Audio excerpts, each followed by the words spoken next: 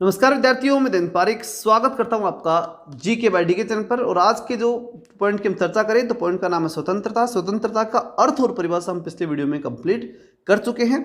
और UGC net 2023 के जो विद्यार्थी हैं वो कंप्लीट प्लेलिस्ट को फॉलो करें, जाकर के प्लेलिस्ट में जाएं और यूजीसी नेट 2023 लिखा हुआ है दिसंबर 2023, उसे पूरी तरह से फॉलो करें। शुरू से बनाना शुरू करेंगे तो आपको बढ़िया जो है तैयारी आपकी हो पाएगी। लेकिन उससे पहले हम शुरुआत करेंगे स्वतंत्रता के इस वीडियो की, तो इसको ध्यान से समझेंगे। साथ ही एक बात और कह दूं, अगर जो लोग फर्स्ट ग्रेड पॉलिटिकल साइंस की तैयारी कर रहे हैं तो वो जो नंबर दिए गए यहाँ पर, इन पे जा करके और व्हाट्सअप करके और जो है वहाँ उसके माध्यम से आप कोर्स प्राप्त कर सकते हैं। क्योंकि first grade political first grade में और यूजीसी नेट में 7 दिन का अंतर है, बहुत से टॉपिक जो है डिफरेंट पाए जाते हैं। चलिए, चूँकि अपना टारगेट है फर्स्ट ग्रेड यूजीसी नेट, तो उस पर हम चर्चा कर रहे हैं। और यहाँ हम बात करें स्वतंत्रता के दृष्टिकोणों के ऊपर। तो दो दृष्टिकोण स्वतंत्रता के कौन कौन से? उदारवादी और मार्क्सवादी दृष्टिकोण।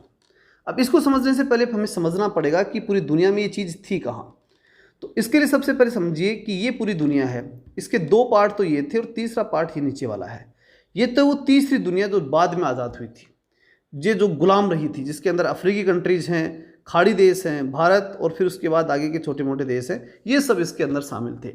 लेकिन ऊपर हम बात करें तो ब्रिटेन और अमेरिका जैसे देश पश्चिमी देश, और इधर रूस और चाइना जैसे देश जो कि पूर्वी देश बोल सकते हैं, जिन्हें हम मार्क्सवादी कंट्रीज बोल सकते हैं।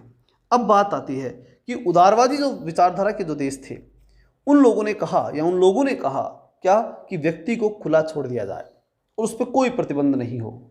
इधर मार्क्सवादी कहते हैं कि छोड़ने की बात ही कहाँ है, हम तो पूरे विश्व के मजदूरों को एक करें कि पूंजीपतियों को जान से मार दो और फिर सब कुछ तुम्हारा है। तो कहने का मतलब ये एक प्रकार से सही स्वतंत्रता नहीं दे पा रहे। तो दोनों को ध्यान रखते हुए पढ़ना पड़ेगा। तो पहले हम शुरुआत करेंगे किसकी?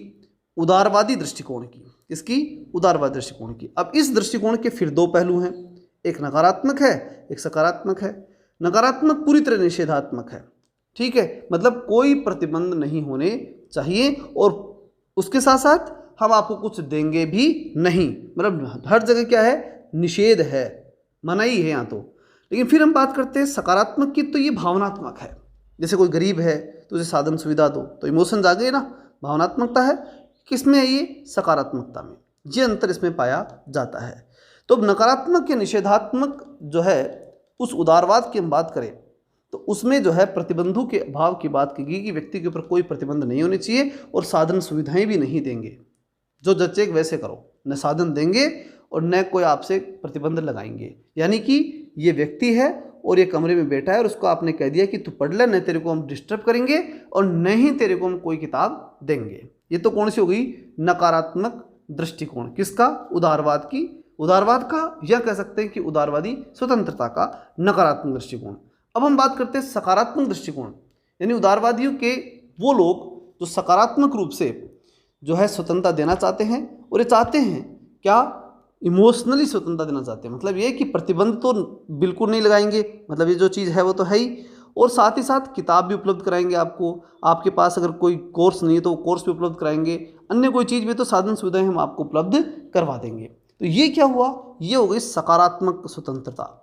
तो उदारवादी दो प्रकार के लोग हैं, दो प्रकार के लोग जो हैं उदारवादियों के पार्ट बन गए दो, एक नकारात्मक उदारवादी, एक सकारात्मक उदारवादी। एक जो है नकारात्मक वाले कहते हैं कि व्यक्तियों को केवल खुला छोड़ो, और सकारात्मक वाले कहते हैं कि नहीं, खुले छोड़ने से कुछ नहीं होगा, उसे साधन सुविधाएं भी देनी पड़ेंगी।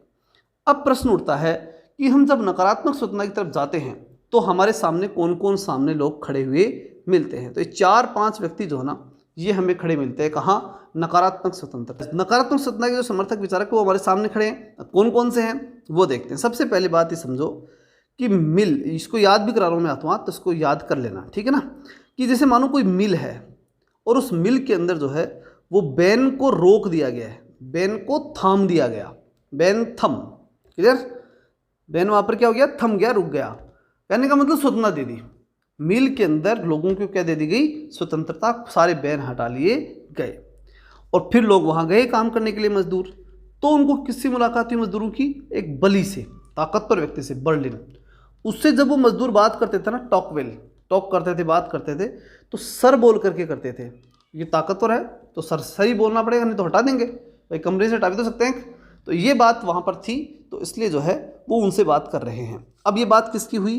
नकारात्मक स्वतंत्रता के विचारकों की। मतलब नकारात्मक स्वतंत्रता के समर्थक कौन कौन हुए? मिल और बेंथम, बर्लिन, टॉकविल, स्पेंसर। ये वो विचारक हैं जो नकारात्मक स्वतंत्रता का सपोर्ट करते हैं। अब शुरुआत करते हैं किससे? J.S. मिल से। अब मिल से शुरुआत करें तो पहली बात आती है कि वो शुरुआत में जब वो बात कहते हैं ना, मिल जब स्वतंत्रता की बात शुरू में जब उनसे पूछा गया था तो उन्होंने कहा था कि देखो, हर प्रकार का प्रतिबंध है ना वो दोष है, प्रतिबंध तो लगा ही नहीं सकते आप। शुरू में कहा था, बाद में चेंज कर लिया अपने विचार, लेकिन शुरू में तो ये कहा था कि कोई प्रतिबंध नहीं लगेगा भाई व्यक्ति के ऊपर, व्यक्ति जो चाहेगा वो करेगा। लोगों को उनकी इच्छा पर छोड़ना उन्हें नियंत्रित करने से बेहतर है। व्यक्ति को, लोगों को उनकी इच्छा पर छोड़ दो, कंट्रोल मत करो, बिल्कुल फ्री छोड़ दो उनको, ठीक है। ये बात कौन कहते हैं? J.S. मिल। मतलब कोई प्रतिबंध नहीं। शुरुआती बात हुई तभी तो नकारात्मक कहलाए, तभी तो बात हुई ना नकारात्मक कहलाए। बाद में भी जाकर के साधन सुविधाएं तो नहीं दी। साधन सुविधाएं जब तक नहीं देंगे तब तक सकारात्मक नहीं हो सकते। तो J.S. मिल सकारात्मक हुआ भी नहीं, लेकिन कुछ विचारों में परिवर्तन कर जरूर दिया। अब वो क्या परिवर्तन किया? मतलब ध्यान रखना, J.S. मिल ने बाद में भी जाकर साधन सुविधाओं की बात नहीं की है, बस इस बात में परिवर्तन कर दिया कि प्रतिबंधों का हर रूप दोष है, प्रतिबंध कैसा ही नहीं होना चाहिए, इस बात में थोड़ा सा उन्होंने चेंज किया, ठीक है ना। और वो क्या किया वो देख लेते हैं। उन्होंने कहा कि कुछ स्थिति में प्रतिबंध लगाए भी जा सकते हैं व्यक्ति पर, ठीक। तो दो प्रकार की स्वतंत्रताओं की बात कहते हुए ये बात कही उन्होंने। कौन कौन सी?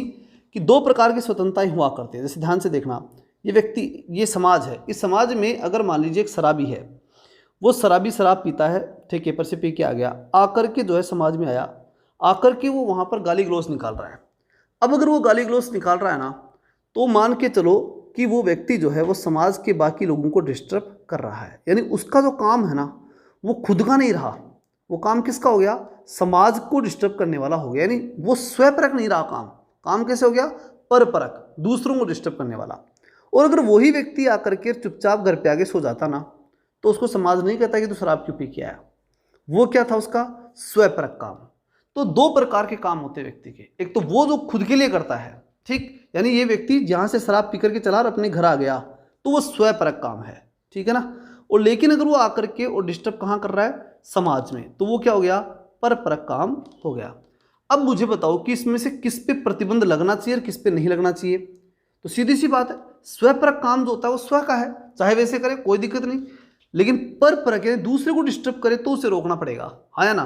रोकना पड़ेगा। तो इसलिए उसने कहा, क्या मिल ने कहा कि स्वयंपरक और परपरक दो प्रकार के काम हुआ करते हैं, जिसमें से स्वयंपरक कार्य जो हुआ करते हैं उसमें राज्य हस्तक्षेप नहीं करेगा, जो चाहे वो करो। अगर आपके स्वयंपरक काम है, कैसे नहाना है, कैसे उठना है, कैसे बैठना है, ठीक, वो आपका प्रॉब्लम है, राज्य को कोई डिस्टर्बेंस नहीं है। लेकिन अगर आप कोई काम करोगे और उससे कोई डिस्टर्ब हो गया तो फिर वो हो गए काम कौन से? परपरक। तो उन कार्यों में राज्य क्या करेगा? हस्तक्षेप करेगा। राज्यों को हस्तक्षेप करना पड़ेगा, क्योंकि राज्य में अगर शांति रखनी है तो फिर तो काम उन पर कंट्रोल करना पड़ेगा ना। मतलब आपका ऐसा काम जो दूसरे को डिस्टर्ब कर रहा है तो उस पर प्रतिबंध लगाया जाएगा। क्लियर? नेक्स्ट बात जो आती है वो ये कि एकमात्र ध्येय यानी एकमात्र उद्देश्य जिसके लिए व्यक्तिगत अथवा सामूहिक रूप से मानव जाति को अपने किसी सदस्य के कार्य की स्वतंत्रता में हस्तक्षेप करने की अनुमति है, वह है आत्मरक्षा। यहाँ एक महत्वपूर्ण बात समझना। देखो क्या, तुम्हें एकमात्र उद्देश्य, एकमात्र ध्येय जिसके लिए व्यक्तिगत अथवा सामूहिक रूप से, भाई एक व्यक्ति के ऊपर भी कंट्रोल किया सकता है, पूरे समाज पे भी कंट्रोल किया सकता है। किस पे? मानव जाति पे। भाई अगर मानव जाति सामूहिक रूप से एक इकट्ठी होकर के, जैसे मणिपुर के अंदर हिंसा हो रही है, वो क्या हो रही है? मानव जाति सामूहिक रूप से इकट्ठी होकर क्या कर रही है? हिंसा कर रही है, दूसरे को मार रही है, तो उस पर प्रतिबंध लगाना पड़ेगा ना। वो बात यहाँ पर कह रहा है। और अगर व्यक्तिगत रूप से भी कोई व्यक्ति बंदूक लेकर कईयों को मारने लग जाए तो भी उस पर प्रतिबंध लगाया जाएगा। अपने किसी सदस्य के कार्य की स्वतंत्रता में हस्तक्षेप की अनुमति है। अगर वो व्यक्ति जो है वो मानव जाति के लिए घातक हो गया, चाहे वो व्यक्तिगत रूप से चाहे वो पूरा समाज, तो समाज, अगर समाज घातक हो गया तो समाज पे कंट्रोल लगेगा, व्यक्ति घातक हुआ तो व्यक्ति पे कंट्रोल लगाएगा राज्य। लेकिन तभी लगाएगा जब, कब कि वह आत्मरक्षा को डिस्टर्ब कर दे। किसको कर दे? आत्मरक्षा, यानी व्यक्ति या समाज की आत्मरक्षा खतरे में आ जाए तो। अब ये आत्मरक्षा यानी सेल्फ प्रिजर्वेंस शब्द जो था ना, एक विचारक में और था, इसका नाम था हॉब्स। हॉब्स भी शब्द की बात करता है।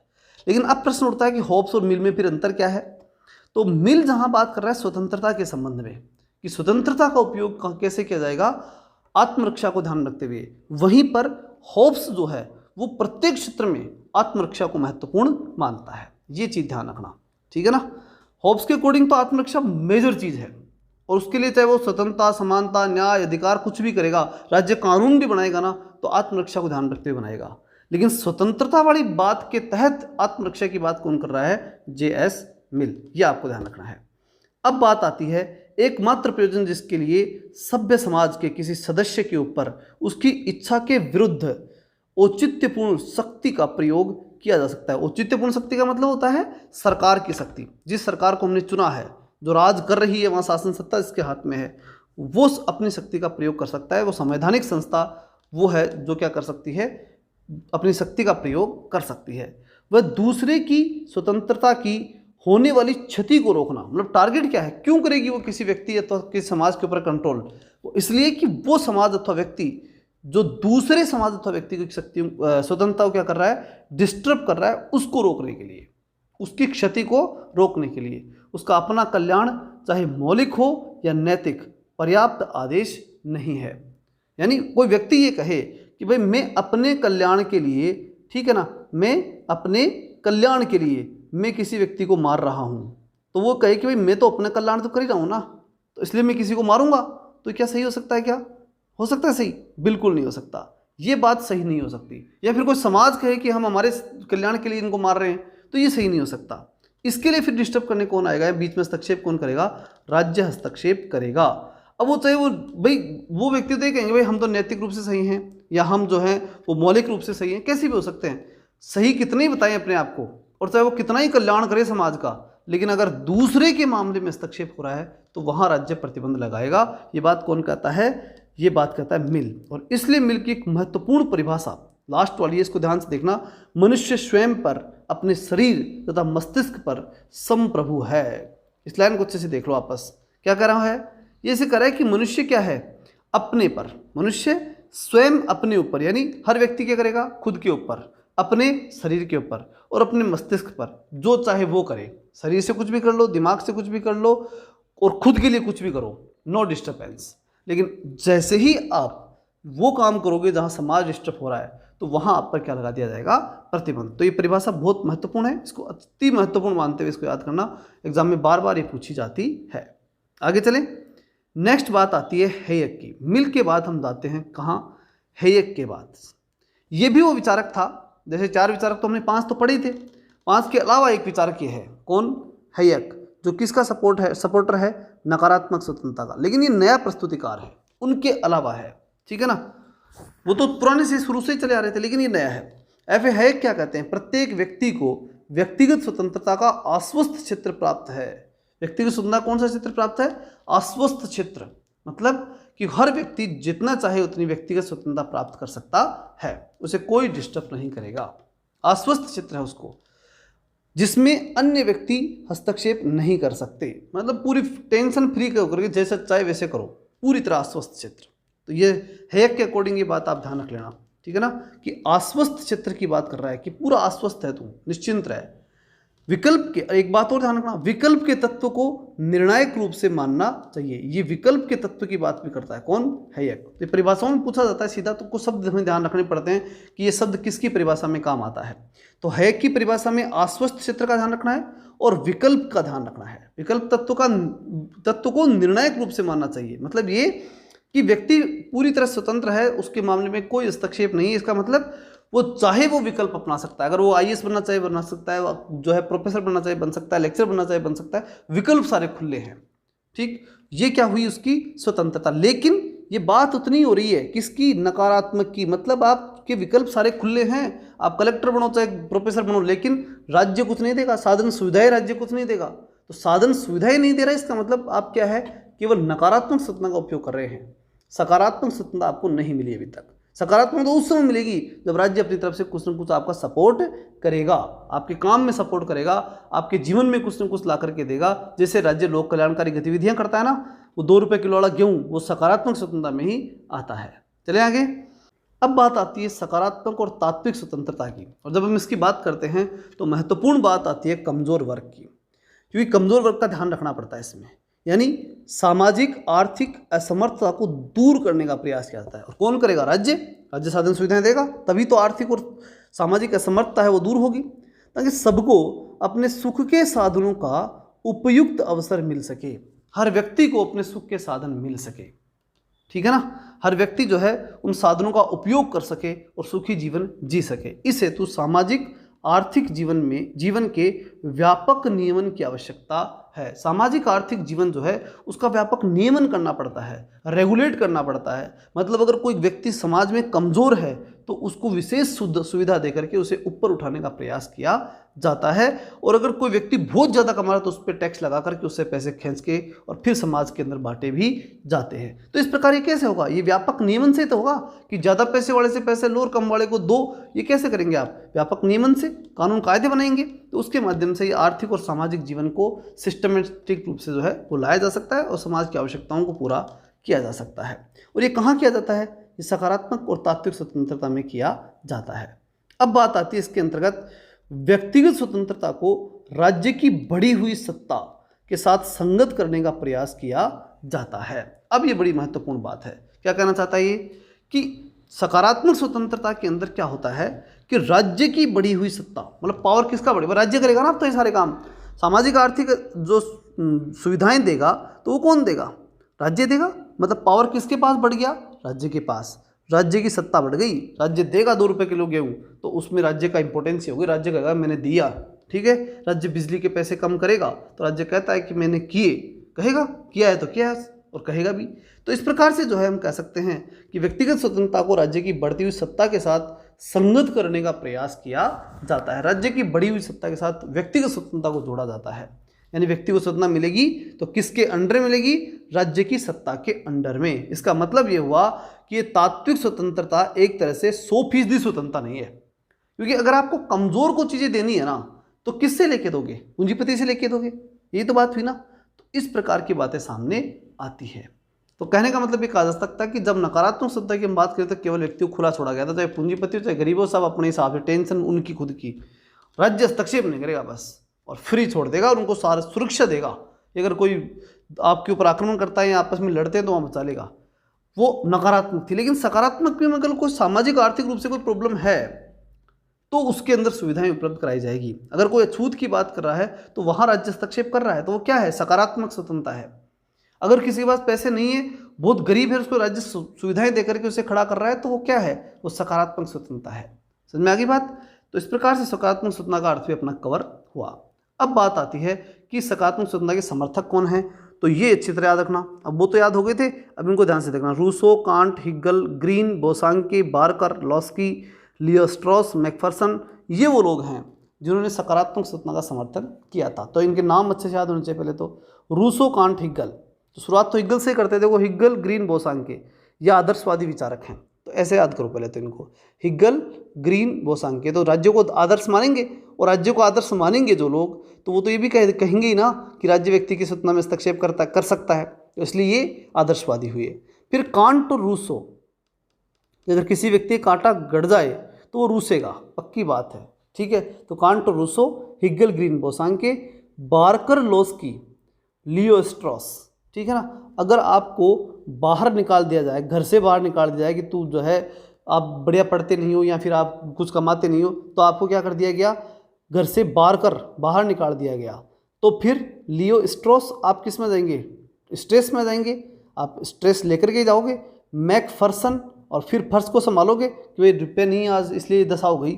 और फिर उसके बाद लॉस की, ठीक। और उसके बाद में आप देखोगे कि जीवन में बहुत बड़ा लॉस मैंने कर दिया, या फिर एक लाश की तरह आप वहाँ से गुजर जाओगे या वहाँ से चले जाओगे, कमाने के लिए जाओगे या कुछ करने के लिए जाओगे, यही होगा। तो इस प्रकार से जो है वो ये चीज़ें आप याद रख सकते हैं सकारात्मक स्वतंत्रता की, ठीक है। साधन इसको याद रखने का तरीका इसमें है कि सकारात्मक स्वतंत्रता को आप इनसे जोड़ना है, और जोड़ने का मतलब यही है कि एक तो आदर्शवादी हैं, एक कांट और रूसो हैं, और एक वो जो घर से बाहर वाली घटना है ना, वो भी सकारात्मक, वो दशा खराब हो गई उसकी, और दशा खराब हुई, घर से बाहर निकला तो, और फिर संभाला कौन? किसने उसको? राज्य ने संभाला। राज्य जब संभालता है तो सकारात्मक स्वतंत्रता ही होती है। तो इस प्रकार से आप इसको याद रख सकते हैं। अब एक महत्वपूर्ण व्यक्ति और है। अच्छा, कहाँ से निकाला था? घर से। तो ये हाब हाउस इधर रह गया, ऊपर नहीं था, नीचे लिखा हुआ है हाब हाउस। कहाँ से निकाला था उसको? घर से निकाला था। तो हाब हाउस और फिर बार्कर और फिर लियो स्ट्रॉस, ठीक है। तो हाब हाउस से निकाला था, घर से निकाला था, ये याद रखना। अब हाब हाउस क्या कहता है? किसके बारे में? सकारात्मक स्वतंत्रता के बारे में। वो कहता है कि मानव जीवन का कोई सा पक्ष नहीं जो समाज के लिए महत्वहीन है। मतलब मानव का हर पक्ष इंपॉर्टेंट है, क्योंकि जो कुछ वह है उसका सामान्य जन के साथ संबंध है। वो जो कुछ भी है ना व्यक्ति, एक व्यक्ति है तो कुछ भी करे, चाहे कुछ उठे बैठे कहीं जाए, तो समाज से रिलेशन बनेगा ही बनेगा, समाज से उसका लेना देना होगा ही होगा, और होना भी चाहिए। ऐसा नहीं कि समाज से अलग ही पड़ा रहे, ये पहली बात तो होता ही नहीं है। और अगर कोई अलग पड़ा है तो क्या काम का? समाज से बाहर तो जैसे अरस्तु कहता है क्या है? पशु है। तो वैसा संभव ही नहीं है। पहली बात तो समाज से बाहर व्यक्ति का महत्व नहीं है, और दूसरी बात अगर वो है तो पशु की तरह है, तो ऐसा होना भी नहीं चाहिए। और प्रत्यक्ष या अप्रत्यक्ष रूप से वह विचारों, कार्यों, चरित्र को प्रभावित कर सकता है, चाहे वो प्रत्यक्ष करे चाहे अप्रत्यक्ष करे। हर व्यक्ति समाज के अंदर आकर के इफेक्ट डालता ही डालता है। आप ये नहीं कह सकते नकारात्मक वालों की तरह कि व्यक्ति के स्वपरक काम होते हैं। व्यक्ति के स्वपरक कोई काम नहीं होते। अकॉर्डिंग टू हॉबहाउस कोई स्वपरक काम नहीं होते, सारे काम परपरक ही होते हैं। समाज में व्यक्ति जाकर कुछ ना कुछ करेगा ही करेगा, और कुछ ना कुछ करेगा तो समाज के अंदर किसी न किसी के ऊपर इफेक्ट पड़ेगा ही पड़ेगा। तो आप ये बिल्कुल आप नहीं कह सकते, ठीक है ना। उसके संपर्क में आते ही आते हैं, इस व्यक्ति के संपर्क में जो लोग आएंगे उन पर इफेक्ट पड़ेगा उसका। तो आप कैसे कह सकते हो कि व्यक्ति के स्वपरककारी होते हैं? परपरक कार्य भी हुआ करते हैं, मतलब स्वपरक होते नहीं है। हाउस के अकॉर्डिंग तो स्वपरक काम होते नहीं है। व्यक्ति समाज में रहेगा ही रहेगा, और समाज में कुछ ना कुछ करेगा ही करेगा, और समाज के अंदर इफेक्ट डालेगा ही डालेगा। इसलिए ये बात तो कहना ही बंद कर दो। कौन कह रहा है? हॉबहाउस। इसलिए वो सकारात्मक स्वतंत्रता का समर्थक हो गया, और वो कहता है कि हर व्यक्ति का प्रत्येक काम सरकार समाज को इफेक्ट करता है, इसलिए आप उसे साधन सुविधाएं दो और राज्य हस्तक्षेप भी करेगा। दोनों काम होने चाहिए। सकारात्मक स्वतंत्रता के अर्थ के अंतर्गत मानव जीवन के व्यक्तिगत सकारात्मक स्वतंत्रता के अंतर्गत अब बात आती है कि सकारात्मक स्वतंत्रता के अंतर्गत, अर्थ के अंतर्गत, सकारात्मक स्वतंत्रता का जब हम अर्थ लेते हैं ना, अर्थ, तो उसके अंतर्गत क्या चीज़ महत्वपूर्ण है? उसके अंतर्गत मानव जीवन के व्यक्तिगत या सामाजिक दोनों पक्षों को ले आता है। केवल ये नहीं कहते हम कि व्यक्ति की बात हो रही है, व्यक्ति के साथ साथ समाज की बात भी होती है, क्योंकि व्यक्ति समाज में है ही है, उससे बाहर वो हो ही नहीं सकता। इसलिए व्यक्तिगत और सामाजिक दोनों चीज़ें, जब भी हम सकारात्मक स्वतंत्रता की बात करेंगे तो हम स्वपरक बात नहीं कर सकते। स्वपरक स्वतंत्रता नामी कोई चीज़ नहीं होती। समाज में ही व्यक्ति होता है, इसलिए समाज से जुड़ करके ही जीना पड़ेगा। इसलिए व्यक्तिगत और सामाजिक दोनों पक्ष उसमें शामिल होते हैं। किसमें? सकारात्मक स्वतंत्रता में। अगली बात आती है लियो स्ट्रॉस की, ठीक, कि घर से निकालने के बाद क्या आता है? स्ट्रॉस। और एक ट्रिक और बताई थी मैंने कि जब ट्रॉस करते हैं तो दो पक्ष होते हैं, ठीक है, ऊपर वाला और नीचे वाला, ठीक, तो वो दोनों चीज़ें भी बताएगा। तो अब देखते हैं इसके अंदर क्या। मानव का मानव से ऐसा कोई संबंध नहीं है जिसमें वह जैसा चाहे वैसा करे। ये कौन कहता है? लियो स्ट्रॉस। लियो स्ट्रॉस क्या है? सकारात्मक उदारवादी, ठीक, व्यक्ति को खुला छोड़ने के साथ साधन सुविधाएं देना चाहता है। तो अब देखो, मानव का मानव से ऐसा कोई संबंध नहीं जिससे वह चाहे वैसे करे। भाई व्यक्ति समाज में रहता है तो कुछ न कुछ करेगा, और करेगा तो समाज से इफेक्ट करेगा ही करेगा। संबंधित है मनुष्य, कुछ भी कर ले मनुष्य, दूसरे व्यक्तियों को इफेक्ट करेगा ही करेगा, अथवा जो उसे ठीक लगे उसे करने में पूरी तरह स्वतंत्र हो। स्वतंत्रता की व्यापकता की भावना के साथ यह भावना जुड़ी हुई है। मतलब आप ये कह तो रहे हो कि व्यक्ति को खुला छोड़ दो, लेकिन उस व्यापकता के साथ कौन सी भावना जुड़ी हुई है? वो है ये, स्वतंत्रता का परम और अप्रतिबंधित प्रयोग उचित नहीं है। आप बिल्कुल जो नकारात्मकता की बात कर रहे हो ना, नकारात्मक स्वतंत्रतावादियों की तरह कि व्यक्ति को पूरी तरह खुला छोड़ दो, ऐसा संभव नहीं है। अप्रतिम, बिना किसी कंट्रोल के स्वतंत्रता देना संभव नहीं है। मानव की स्वतंत्रता का एक पवित्र, मानव की स्वतंत्रता के साथ एक पवित्र भय अर्थात एक प्रकार का देवी विचार जुड़ा हुआ है कि उसे हर कार्य करने की अनुमति नहीं है। कि वो हर प्रकार का नहीं कर सकता, काम तो कर सकता है वो, लेकिन ये ध्यान रखते हुए करना पड़ेगा उसे कि कौन सा समाज के लिए उचित है और कौन सा काम समाज के लिए अनुचित है।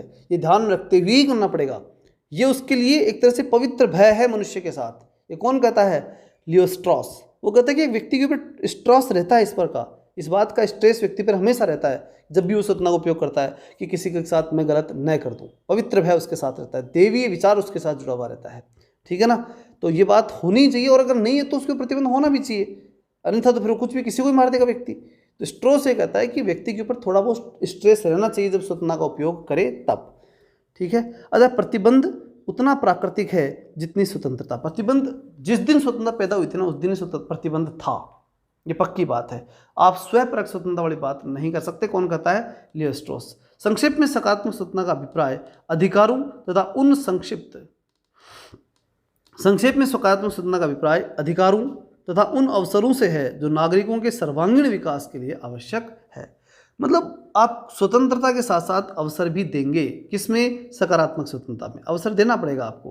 हालांकि बहुत से विचारकों ने केवल इस बात पर ज़्यादा जोर दिया कि आपके स्वयंपरक कार्य कुछ नहीं होते, सारे काम समाज से रिलेटेड होते हैं, इसलिए आपको समाज को ध्यान रखते हुए काम करना पड़ेगा।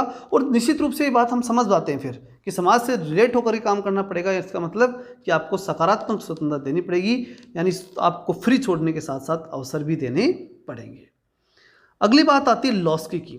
इसको ध्यान से समझना, ये बड़ा महत्वपूर्ण है। लॉस्की क्या कहता है? भाई हमने जो पढ़ा अभी तक उसमें हमने क्या पढ़ा? हमने दो विचारक पढ़े इसके किसके? सकारात्मक स्वतंत्रता की। कौन कौन से पढ़े? हाबाउस को पढ़ा। तो हाबाउस ने बात कही थी, जो हमें स्पष्ट रूप से एक शब्द दिया था महत्वपूर्ण रूप से, वो क्या दिया था? वो कहा था कि प्रत्यक्ष से अप्रत्यक्ष रूप से हर व्यक्ति के कार्य प्रभावित करते हैं, समाज को करते ही करते हैं प्रभाव को। ठीक है, तो महत्वहीन कुछ नहीं है, ये बात ध्यान रखना कि समाज में कोई व्यक्ति महत्वहीन नहीं हो सकता। और दूसरी बात, फिर हम जब लियो स्ट्रॉस की बात करते हैं तो वो कहता है कि हर व्यक्ति के ऊपर पवित्र भय होता है। ये पवित्र भय याद रखना लियो स्ट्रॉस के मामले में। और जब हम बात करते हैं लॉस्की की, तब क्या आता है? तो इसको डिटेल से इसको हमें देखना पड़ेगा। प्रारंभ में लियो लॉस्की ने अपनी पुस्तक अथॉरिटी इन मॉडर्न स्टेट, किसकी किताब है? लॉस्की की। उसमें क्या कहा? उसमें ग्रीन के एक विचार का सपोर्ट कर दिया। और क्या विचार था ग्रीन का? ग्रीन के इस विचार को, कौन सा विचार?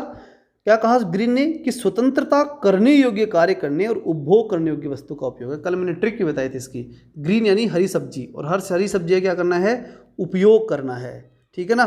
तो वो खाने योग्य है, तो उपयोग योग्य वस्तु है। ये बात किसने कही थी? ग्रीन ने, कि स्वतंत्रता क्या है? उपयोग योग्य वस्तु है, ग्रीन ने कही। अब इस बात को किसने स्वीकार किया? लॉस्की ने इसका सपोर्ट किया, अपनी सहमति देकर के सकारात्मक स्वतंत्रता का समर्थन किया था शुरू में। तो लॉस्की ने शुरू में तो किसका सपोर्ट किया?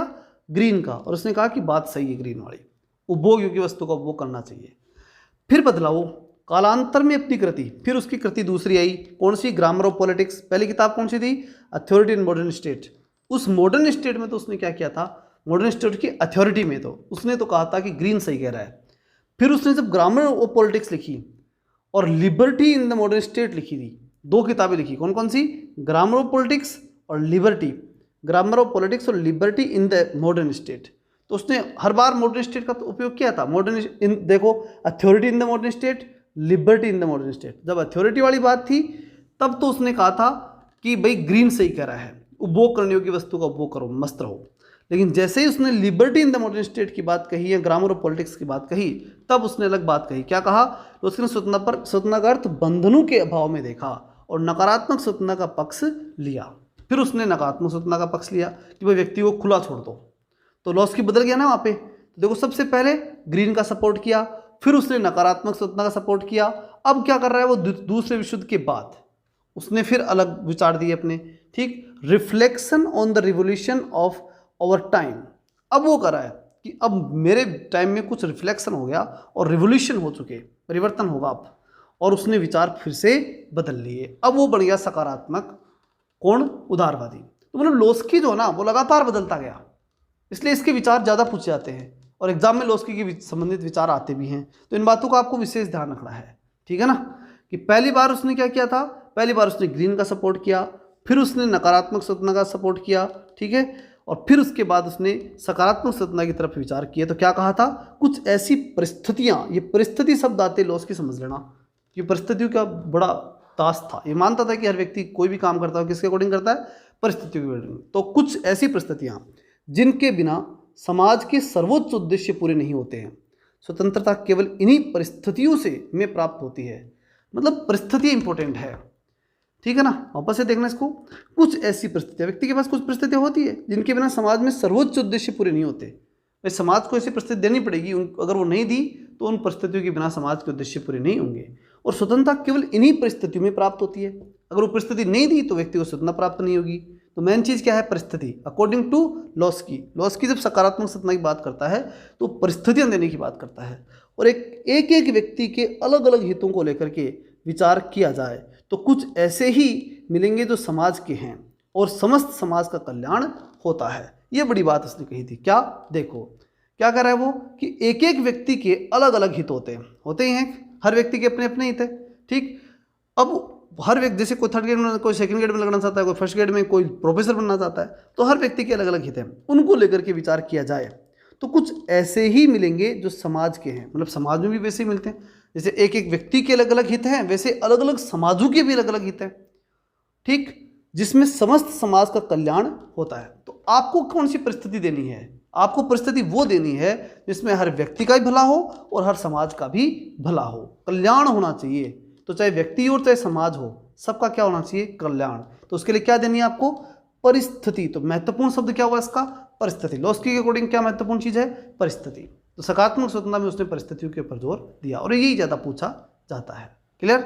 अब हम देखते हैं लोस्की ने उन्हें कहा कि उच्चतर हितों की वेदी पर, ये बहुत महत्वपूर्ण बात है, ये लाइन लोस्की की अच्छे से याद रखना भाई। उच्चतर हितों की वेदी में व्यक्तिगत हितों का बलिदान ही सच्ची स्वतंत्रता है। ये लाइन वेरी वेरी इंपॉर्टेंट है। कौन सी? देख लीजिए। उच्चतर हितों की वेदी पर, यानी अगर राष्ट्र हित करना है, बहुत ऊंचा हित करना है, समाज का हित करना है, तो फिर व्यक्तिगत हित कुछ नहीं लगते उसके सामने। उसको वहां पर व्यक्ति को अपने व्यक्तिगत हितों का बलिदान करना ही पड़ेगा। अगली बात, अब आता है विचारक हाबहाउस। अब वो घर वाली बात आ गई हाबहाउस की। हाबहाउस क्या कहता है? समानता स्वतंत्रता की अनिवार्य शर्त है। ये हमने शुरू में ही पढ़ा था और कुछ बच्चे विचार यहाँ कंप्लीट करेंगे, ठीक। तो समानता स्वतंत्रता की अनिवार्य शर्त है, मतलब अगर आपको स्वतंत्रता देनी है ना, तो क्या दो? समानता दो। हाबहाउस के शब्दों में एक व्यक्ति की निरंकुश स्वतंत्रता का अर्थ होगा कि बाकी सब घोर पराधीनता की बेड़ियों में जकड़ गए। मतलब एक को स्वतंत्रता दे रहे हो ना आप, तो इसका मतलब फिर बाकी को क्या दे रहे हो? एक को विशेष अगर स्वतंत्रता दे रहे हो तो फिर बाकी क्या है? बाकी पराधीन हो गए। यही तो बात हुई। आप एक को विशेष स्वतंत्रता नहीं दे सकते घर में, आपको सबको बराबर लेके चलना पड़ेगा। हाउस, घर, ठीक। तो घर में किसी एक को निरंकुश नहीं बनाया जा सकता, इसलिए निरंकुश स्वतंत्रता वाला ध्यान रखना कि निरंकुश स्वतंत्रता का वो घोर विरोधी था। कौन? हाबहाउस। घर में कोई निरंकुश नहीं होना चाहिए। आगे देखते हैं।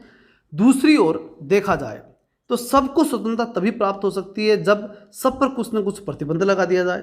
पहली बात तो क्या है कि निरंकुश स्वतंत्रता आप किसी को नहीं दे सकते, ठीक है ना, क्योंकि एक को भी अगर निरंकुश स्वतंत्रता दी तो इसका मतलब बाकी को आपने पराधीन कर दिया।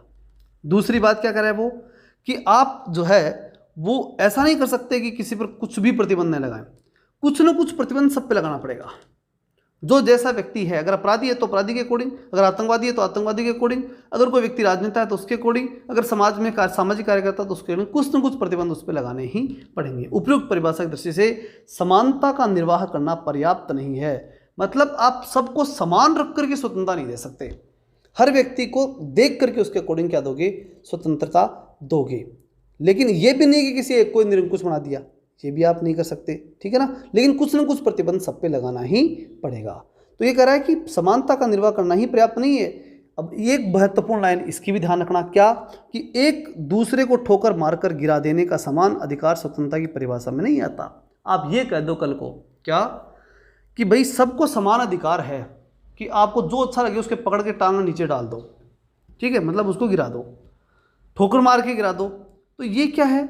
ये समान अधिकार दे दिया अगर आपने सबको, तो क्या उसे स्वतंत्रता कहेंगे क्या आप? वो स्वतंत्रता थोड़ी है, वो तो एक तरह से वो अराजकता हो गई। आप किसी को भी किसी से जो है लड़ा दी है आपने तो इसलिए समानता भी अगर आपको देनी है, ठीक है ना, तो ये देख करके दो समानता। अगर समानता का निर्वाह अगर आपको करना है तो इस बात से होना चाहिए कि कुछ न कुछ प्रतिबंध हर व्यक्ति पर लगे हुए हैं या नहीं। सबको समान रखना है तो रखो, कोई दिक्कत नहीं, लेकिन फिर भी कुछ न कुछ प्रतिबंध लगाने जरूरी हैं, जो किसके लिए? उस समानता के लिए, उस स्वतंत्रता के लिए लगाने हैं, ठीक है ना। ये बात कौन कहता है? हाबहाउस। तो घर की बात बता रहा है वो, घर में क्या नहीं होना चाहिए? घर में निरंकुशता नहीं होनी चाहिए, घर के अंदर कुछ ना कुछ प्रतिबंध सब पे होने चाहिए, ठीक है। घर के अंदर एक व्यक्ति टांग खींच के दूसरे को नहीं गिराए, ये ध्यान रखना चाहिए, तब जाकर ये घर बढ़िया चलते हैं, तब मतलब हाउस अच्छे चला करते हैं। तो हाउस क्लियर है। अब हम बात करते हैं स्वतंत्रता की परिकल्पना में यह मानकर चलते हैं कि मनुष्य कल्याण के पथ पर चलना चाहते हैं, विनाश के पथ पर नहीं। ये बात भी किसने कही थी? ये बात भी जो है एक तरह से हाबहाउस ने स्पष्ट करने का प्रयास किया था कि स्वतंत्रता की परिकल्पना में मान के चलना चाहिए कि मनुष्य जो है ना वो कल्याण के पथ पर चलना चाहता है, विनाश के पथ पे कभी नहीं चाहता कि वो किसी की टांग पड़े खींचेगा, ऐसा काम वो कभी नहीं करना चाहता। तो इसलिए घर को क्या करना है? अपने को कल्याण के पथ पे लेके जाना है। नहीं, हाउस की क्या क्या विशेषताएं देखिए अपन ने। निरंकुश स्वतंत्रता नहीं मिलेगी, कुछ ना कुछ प्रतिबंध मिलेंगे, ठीक है। अगली चीज, किसी को ठोकर मार के गिराने का समान अधिकार नहीं दिया जाएगा। कल्याण के पथ पे चलो, ये सब जब दिख जाए तो कौन मिलेगा? हावभाव। आगे बढ़ते हैं, गेटेल की बात करते हैं। अब गेटेल क्या कहते हैं? स्वतंत्रता का समाज में केवल नकारात्मक स्वरूप ही नहीं है वरन सकारात्मक स्वरूप भी है। मतलब ये तो साफ साफ कहता है कि भाई गेट के अंदर दो पल्ले हैं, एक पल्ला सकारात्मक का और एक नकारात्मक का, दोनों से पार पड़ेगी, नहीं तो गेट खुलेगा ही नहीं। ठीक है ना, दो होते हैं ना भाई, गेट जब होता है तो उसके दो दरवाजे होते हैं एक तरह से। ठीक है ना, दोनों को मिलाकर के जब जुड़ोगे तभी जुड़ेगा, नहीं तो नहीं जुड़ेगा। ये कौन कहता है? गेटेल।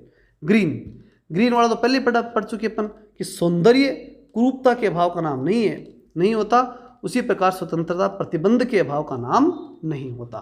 ठीक है ना, ये बात ग्रीन की मैंने बहुत पहले समझा दी थी, आपको शुरू में ही समझा दी थी। लॉस्की के बारे में बता रखा है, स्वतंत्रता का अर्थ उस वातावरण को बनाए रखना है जिसमें व्यक्ति को अपने जीवन का सर्वोच्च विकास करने का। ये सर्वोच्च विकास वाली बात किसकी ध्यान रखनी है आपको? जीवन के सर्वोच्च विकास की। सर्वोच्च विकास मरने के बाद ही होता है, व्यक्ति का लाश हो जाता है तभी सर्वोच्च विकास होता है। ये पिछले ट्रिक्स में मैंने, यानी इस वीडियो को देखने से पहले आपको पिछला वीडियो जरूर देखना चाहिए, क्योंकि बहुत सी चीज़ें तो वैसे ही क्लियर हो जाएंगी। ठीक है, आगे बढ़ते हैं। सकारात्मक स्वतंत्रता को एक सामाजिक संकल्पना, सकारात्मक स्वतंत्रता को एक सामाजिक संकल्पना माना जाता है। क्यों? क्योंकि स्वतंत्रता का सकारात्मक सिद्धांत सामाजिक व्यवस्था में उत्पन्न प्रतिबंधों और व्यवस्थाओं को हटाने की मांग करता है। नकारात्मक स्वतंत्रता के लिए समाज नहीं चाहिए, क्योंकि वहां तो आप एक दो पार्ट बना लिए ना, आपने क्या बना लिए? स्वयंपरक और परपरक मिलने बना दिए। पहले कह दिया उसने कि व्यक्ति अगर खुद स्वयंपरक यानी खुद से रिलेटेड काम करता है तो स्वयंपरक स्वतंत्रता है, आपको जरूरत ही नहीं है समाज की। ठीक है, लेकिन यहाँ जब आप सकारात्मक स्वतंत्रता की बात करते हैं तो समाज मस्ट है, कंपल्सरी है। क्यों है? क्योंकि समाज में ही व्यक्ति को सकारात्मक स्वतंत्रता दी जा सकती है। विशेष जो लोग दबे कुचले हैं उन्हें विशेष साधन सुविधाएं देकर के, गरीबों को या अन्य जो अभावग्रस्त लोगों को उनको साधन सुविधाएं देकर के ऊपर उठाया जा सकता है। इसलिए जरूरी है कि समाज हो। ठीक, अगली बात फिर कहता है कि समानता स्वतंत्रता के लिए अनिवार्य शर्त है। दूसरी बड़ी बात, पहली बात तो कि सकारात्मक स्वतंत्रता चाहिए तो आपको समाज चाहिए। दूसरी बात, अगर आपको स्वतंत्रता पूरी तरह से सिस्टमेटिक लानी है तो फिर समानता चाहिए, क्योंकि समानता स्वतंत्रता की अनिवार्य शर्त है। बिना समानता के स्वतंत्रता नहीं ला सकते। मनुष्य विवेक की क्षमता से तो संपन्न है, सब में विवेक तो है, और उस विवेक के चक्कर में आपने सबको फ्री भी छोड़ दिया। लेकिन परंतु जब तक वह आदर्श अवस्था में नहीं पहुंच जाता, कि विवेक की भी तो आदर्श अवस्था होनी चाहिए ना, तब तक सबका व्यवहार शुद्ध विवेक से प्रेरित नहीं होता है। कि वे सारे के सारे एकदम से उस दुनिया के उस विवेक को प्राप्त करके जो टॉप मोस्ट का है, एकदम से सारे के सारे तो नहीं पहुंच जाएंगे वहाँ। वो तो प्रोसेस काफ़ी लंबी हो सकती है कि विवेक सो भी मनुष्य विवेक संपन्न हो और एक भी व्यक्ति के पास जो है अविवेक न हो, तो ये तो बहुत बड़ी बात हो गई। तो इस प्रकार की बात को जो है वो हम स्वीकार नहीं कर सकते। इसलिए जब तक कि समाज में वो आदर्श अवस्था नहीं मिल जाए, कौन सी, कि हर मनुष्य विवेकी है, तब तक तो आपको क्या करना पड़ेगा? प्रतिबंध लगाना ही पड़ेगा। तब तक सबका व्यवहार शुद्ध विवेक से प्रेरित नहीं होता, इसलिए उन्हें कंट्रोल करना पड़ेगा। तो दो बातें इसमें डिसाइड कर दी गई निश्चित रूप से। कौन कौन सी? एक तो सकारात्मक स्वतंत्रता सामाजिक संकल्पना है, और दूसरी बात समानता जरूरी है। किसके लिए? स्वतंत्रता के लिए। ठीक है ना, हर व्यक्ति को, ये सब मत मान लो आप कि समाज के सारे व्यक्ति विवेकशील हैं। अगर हैं भी तो ठीक है, लेकिन उस लेवल पे नहीं है, आदर्श अवस्था उन लोगों ने नहीं प्राप्त की अभी तक। इसलिए उनके व्यवहार को कंट्रोल करने के लिए अभी आपको रुकना पड़ेगा। समानता जरूरी है। क्लियर? तो ये था आज का महत्वपूर्ण कंसेप्ट, स्वतंत्रता का दूसरा पार्ट। अब तीसरे पार्ट के अंदर, यानी अब तक हमने जाना, पहले पार्ट में हमने स्वतंत्रता का अर्थ और परिभाषा जानी थी, दूसरे में हमने दृष्टिकोण जाने कि अलग अलग लोग क्या कहना चाहते हैं। अब पढ़ेंगे हम स्वतंत्रता के विभिन्न प्रकार। ठीक, नेक्स्ट वीडियो के अंदर मिलते हैं कल। तब तक के लिए जय हिंद, जय भारत।